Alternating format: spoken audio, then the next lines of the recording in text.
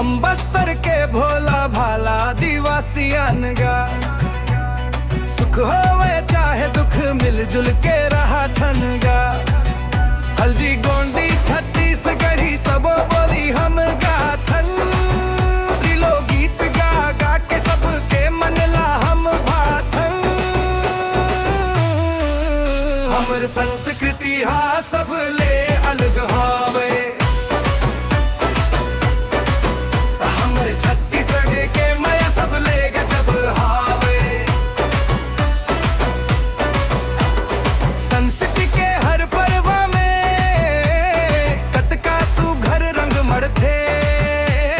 तीज त्योहार आथे हिया हमर उछलथे। मांदर ओहुल की बाजत थी रख उठथे सबके पाम मनाथन। मटी के सेवाला हम धर्म मानथन। हमर संस्कृति हा सब ले अलग हावे। हमर छत्तीसगढ़ के माया सब ले गजब हावे।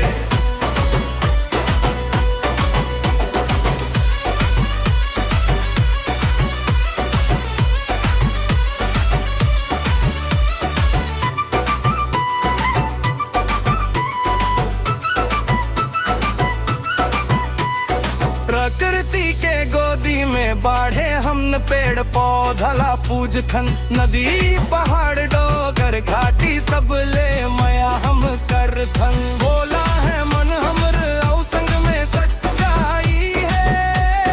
बस्तर के धरती में जन्मों जन्म के कमाई है। लोग गाथन कोटनी गाथन। मांदर के ताल में झूम झूम के जीथन हम अपन मस्त हाल में। हमर संस्कृति हा सब ले